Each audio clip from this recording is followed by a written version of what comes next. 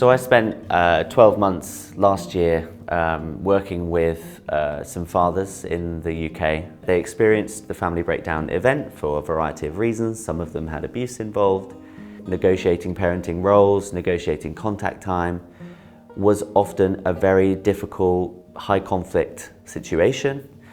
Many of them ended up in the family court system, which made everything a lot worse and promoted the kind of conflict within the relationship. Many men felt that the court was almost kind of weaponized against them in that sense, because they were seen as secondary parents, because they're fathers. And all of those experiences, and when there was post-separation abuse involved as well, for example, alienation, had a profound mental health impact on the fathers. There was a huge level of reported suicidality, suicide ideation. 45% of fathers that went to the service were actively suicidal when they approached the service. And the organisations, when they spoke about supporting the fathers, said the same thing, that it's, you know, a major mental health and public health issue. Bringing all of that together, we've basically identified separated fathers as an extremely vulnerable group that requires a much greater amount of intervention than we currently give. We need to change the kind of legal presumption, but also the cultural presumption that when couples split and there are children involved, in the absence of, you know, serious violence or abuse, the presumption should be it's 50-50. And that is that's for the best interest of the child, but it's also for the best interest of the parents as well. Fathers are overwhelmingly the non-resident parents, so they're the ones that leave the home and lose the contact with their children, often ending up with anywhere between 0 and 20 or 30% of the contact time. And then if they want any more than that, most cases then end up in family court, where they don't belong, because family court should be reserved for very high conflict, very serious issues, not sorting out, you know, what days someone has, you know, etc. When a relationship breaks down, we need much more intervention at the point of breakdown, through mediation, through clinical intervention, to assist couples. Because I think at the moment, particularly in the UK, couples are left to their own devices to sort out these arrangements, and some couples do it very successfully. If they do have any kind of disagreement around how to co-parent, the immediate solution is to go to court. And most couples that end up taking that process and taking that route don't need to. It's just that that's really the only option. When you separate, you should go and speak to someone who can help mediate that time, because family breakdown is a hugely difficult time for all of the family members. I firmly believe that, you know, you can be a bad spouse and still be a good parent. And I think being a bad spouse is not in and of itself a reason to then deny or claim that that person shouldn't be involved in the child's life, because no parent's perfect. But if you have a parent who is good enough, does their best, is not harmful to the child deserves that parent in their life.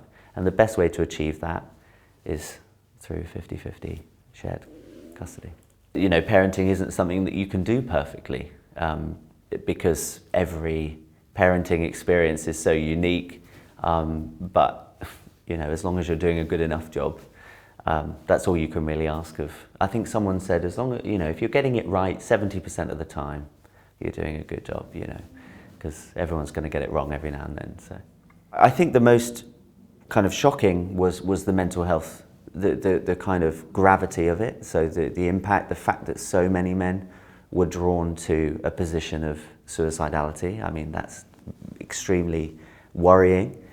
But there were also very interesting, because I was working with fathers and with men, there was really interesting findings around how their role as men and as fathers contributed to their experiences in lots of different ways and at lots of different points. But those stereotypes around, you know, how men should be, how fathers should be, their role within the parenting team, many of the fathers felt from the very beginning that they were playing second to the mother. And it was a position that was reinforced to them sometimes by the mothers themselves, but also by institutions, health visitors, midwives, and then later down the line, people involved in the family court system. They said that they definitely felt kind of erased. And I think what we're not doing is actually equipping fathers in terms of policy to fulfill the roles that we're telling them that they now need to fulfill. Particularly in the UK though, we are telling fathers, you need to be a modern father, you need to be involved, you need to spend time with the child, and we've fostered this new idea of involved fatherhood, but we're not letting them, because there's no comprehensive kind of paternal leave policies. We're not embedding it in terms of a cultural and legislative and policy-led system. And so fathers often report wanting to be more involved, and that in their relationship, the fathers in my study said, I wanted to be there and be more involved, but I couldn't because I had to go back to work, or I felt that it wasn't my place. And it was very sad reading that, I think, because it just showed right from the beginning they felt that they were disadvantaged. We're trying to progress in terms of our concept of fatherhood, but we're not underpinning it with anything. The mothers then feel that they're left on their own to do it all, and they are, that's true, but that's not necessarily the father's fault. It's because there aren't policies in place to help them to do that.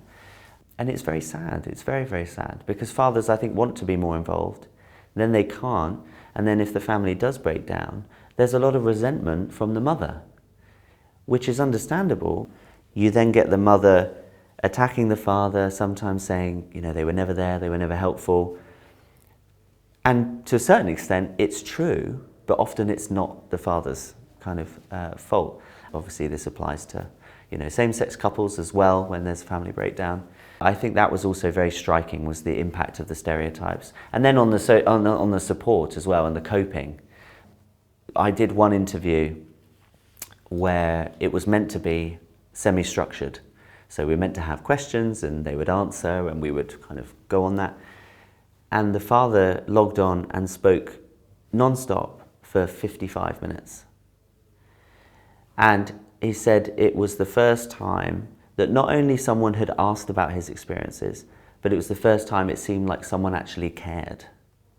And I think that's really indicative of potentially how we view fathers and fatherhood in general. I don't think we are truly there in terms of seeing them as valuable co-parents. And I think that is a huge root of a lot of the issues that we see with alienation, post-separation abuse, absentee fatherism, absenteeism with fathers. I think at the root of that, it's about the imbalance in the parenting roles. I actually think we would solve a lot of the bigger issues if we go back to the start of how do people conceptualize their role within the parenting team. We saw probably around 40%, I think, of fathers mentioned behaviors that can be classified as parental alienation. So it was a serious issue within the sample. It wasn't rare at all. There may well have been more experiences, but we didn't capture that. But the fathers that did speak about it spoke about all of the kind of classic things that we see in terms of post-separation abuse, manipulation of contact time, contact refusal, bad-mouthing, all of the kind of 17 markers set out by Amy Baker. I think that was one of the key things that contributed to the mental health issues, because the fathers spoke about how it was an attack on what they viewed to be their most important role in their life, was being a father, above any other role, the spousal role, the work role. And that was attacked and taken from them. Divorce is one of the top 2 or top 3 stressful life events you can have. But on top of that, if your relationship with your child is then actively attacked, undermined, manipulated, it's no wonder that men struggle so much. And the reason I say men is because it's overwhelmingly men, because they are the ones that leave the family home most often. Of course, mothers can be alienated, they frequently are, and being a resident parent doesn't protect you from being alienated. There was a quote from another study that I've just had published where one of the men said, "If you can't be a father, what's the point?" You know, I'm a father myself, and I know that the number one way, if someone wanted to hurt me and had that intention, the best way to do that would be through my children. And I think it's sadly, a very effective way to abuse a person. And again, it happens to mothers and fathers. You won't even begin to talk about how damaging it is for the child. But if we stay focused on the adults involved, for example, the men in my study, I mean, it would be an unbearable pain to believe that your child believes, for example, that you're going to hurt them. I think a lot of them, even if they hadn't said, "Yes, I've been alienated," said that the kids had been used in some way, or you know, they'd had some kind of contact denied, which is PA anyway. It breaks them. It breaks them from the inside out.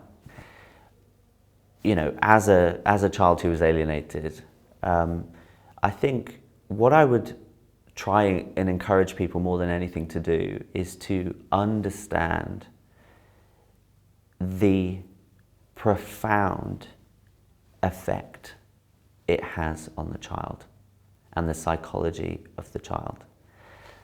An attack on the parent-child relationship is an attack on attachment. And attachment is one of the most important and fundamental things that we do as human beings. If you take a child who has built up an image and a schema in their mind of someone that is going to keep them safe, and they structure, and this is what kids do, they structure their whole existence and security around that knowledge that no matter what happens, that person or these people will keep me safe. If you then tell that child that everything that they thought is wrong, and that that person will not only not keep them safe, but may actually harm them. And we had a father in one of our other studies said that the mother told the child that he was going to kill them. That is like completely deconstructing everything that the child knows. And I don't think there is a more profound attack you can make on a child's psychology than to attack their attachment. This is the message to try and get across, is that alienating behaviors are a serious form of abuse towards both the child and the targeted parent. And we need to understand a lot more about why it occurs and how to prevent it in the best interest of the child, because they are the ones always left in the middle, being broken by the experience.